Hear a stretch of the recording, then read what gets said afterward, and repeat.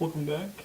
I thought after my unboxing of the Xbox One S controller, I would do a bit of a comparison, soft-spoken comparison between the two.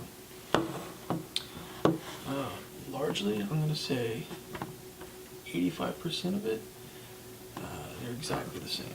So, nothing too crazy, but first of all, the biggest change that is not at first evident is the addition of Bluetooth.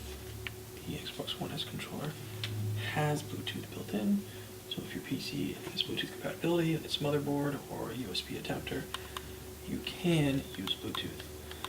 You should, however, do some research. I'm getting some reports that the Bluetooth isn't working properly on Windows 10, maybe even on some older OSs. So I would do a bit of a check around and see what the status is about that. It doesn't concern me yet. It will, because I have a PC. I use it pretty regularly. But I don't use the controller too often. But for some games I will, so I'm hoping by the time I get around to it, check it out, it's working as it should. So onto our other minor differences. So pressing the bumpers here, you can hear that click of the original Xbox One S. Actually, this isn't the original, this is the second generation. It's with the 3.5mm jack and the better bumpers. You get that kind of click. I sort of dampened it for the Xbox One S. It's a little quieter. Nothing groundbreaking, I know what you're thinking. And here, you'll see this plastic mold here. It's actually all one piece now, compared to the original, where it's sort of a separate component, the controller. And while we're up here, the home button for the original one, this is probably one of the few cons of the new controller, maybe the only con that I can think of besides the wonky Bluetooth. The home button is very easy and satisfying to click in the original Xbox One. When you take a look at the S controller, the home button is sort of dug in so that it's completely smooth. And so when pressing it, it feels awkward. So pressing it once feels awkward. Don't even get me started on double tapping to bring up the side menu bar. So a little upset about that, to be honest. I don't know why they changed that. It's a little clumsy. There you go. I just turned on my Xbox.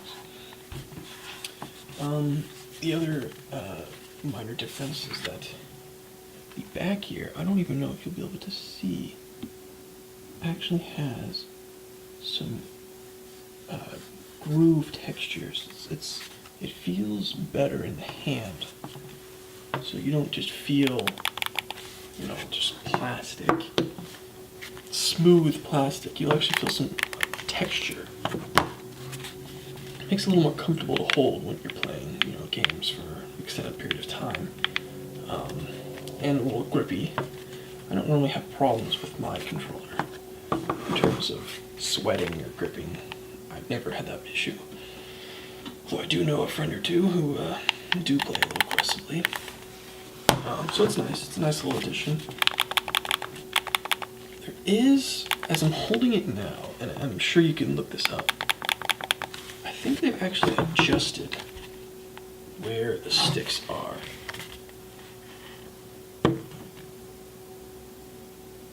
If you take a look, it's very slight.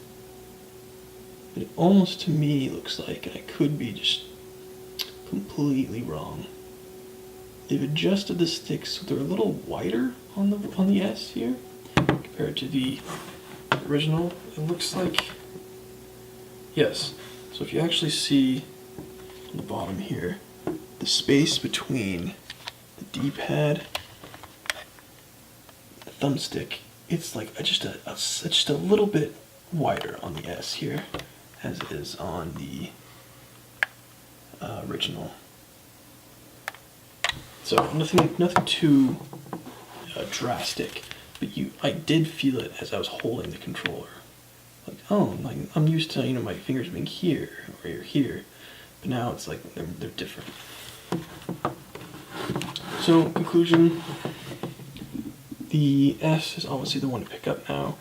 Disappointed about the home button and its placement and how concave it is. Or maybe not concave, but just smooth. Let me see if I can even show you. Yeah, see how the home button is sticking out a little bit? Yeah, not the case for the S. Yep, completely in there. Yep, can't even see it from here. A little disappointed. But aside from that, once they get the Bluetooth figured out, this is the controller to buy. It's nice. I'd probably wait until you can catch it around 40 or 50, because I tend to think these controllers are a little bit overpriced. Funny enough, the PlayStation 4 controller has more gizmos and gadgets on it, and can be found cheaper right now. I think around 40, 42, compared to the $59.99 that these are currently at. So, there you have it. Just thought I'd do a little quick rundown of the comparison, and I hope you enjoyed it. Happy gaming.